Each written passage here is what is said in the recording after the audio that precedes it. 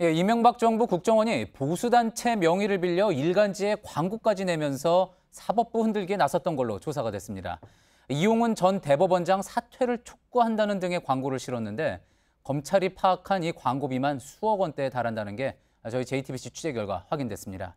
서울중앙지검 연결해서 자세한 소식 알아보겠습니다. 심수미 기자, 국정원이 어떤 방식으로 사법부 비판 광고를 실었던 겁니까? 네, 자유주의 진보연합이라는 단체는 2009년 말부터 2010년 상반기 당시 이용훈 대법원장의 사퇴를 촉구하는 광고를 주요 일간지에 대대적으로 실었습니다.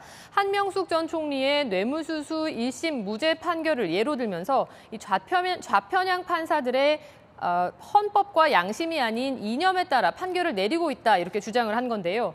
검찰과 국정원 적폐청산 TF의 조사 결과 이 같은 광고는 모두 국정원 심리전단 직원 박모 씨가 보수단체 담당 직원 최모 씨에게 보내준 문구를 대부분 그대로 사용했던 걸로 조사됐습니다. 수백 차례에 걸쳐 광고 시안을 주고받았는데 사실상 국정원 직원 박 씨의 지시를 최 씨가 광고 업체에 실무적으로 전달해준 수준으로 나타났습니다. 예, 그러니까 국정원이 광고를 이렇게 해라 할 내용을 지시하면서 또 돈까지 지급했다는 건데 그 부분이 지금 조사가 됐다는 거죠? 네, 그렇습니다. 주요 일간지의 광고료는 매체마다 차이가 있지만 수백만 원에서 많게는 수천만 원에 달합니다. 2009년부터 2010년 사이에 이 단체가 사법부 비판 광고에 쓴 돈만 수억 원대에 달하는데요. 검찰이 계좌 추적을 해본 결과 이 돈은 모두 국정원 직원이 낸 것으로 나타났습니다. 검찰은 국정원 직원과 또 해당 단체 직원 양측을 모두 조사하고 일부 자백도 받은 것으로 파악됐습니다. 법조계에서는 삼권 분립의 중요한 축인 이 사법부의 독립을 훼손하는 명백한 헌법 위반이라는 지적이 나오고 있는데요. 검찰은 구속 상태인 원세훈 전 원장을 소환 조사하게 되면 이 같은 불법 행위를 하게 된 배경도 추궁하게 될 걸로 보입니다.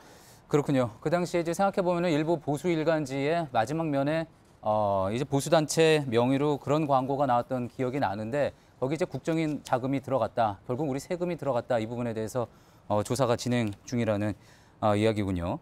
자, 그리고 또 이제 오늘 추선희 어버이연합 사무총장도 조사를 받았습니다. 그런데 이제 민병주 전 심리전단장을 중소기업 대표인 줄 알았다 이렇게 이야기를 했다고 하죠.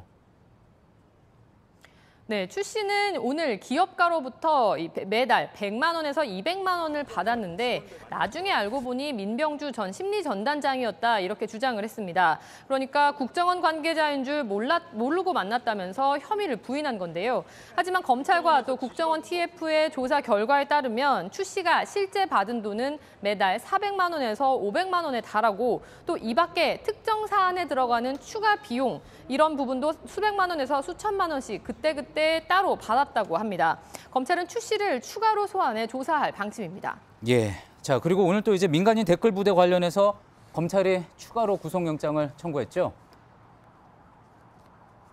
네, 검찰은 오늘 국정원 심리전단 중간 간부 장모 씨와 황모 씨 두 명에 대해서 구속영장을 청구했습니다. 이들은 앞서 영장이 기각된 중간 관부급 민간인 팀장 송모 씨와 함께 일했던 국정원 내부 직원들인데요. 송 씨가 댓글 실적을 부풀려서 국정원으로부터 받은 돈 10억 원 중에 약 5억 원을 빼돌리는데 또 공모하고 묵인한 혐의를 받고 있습니다.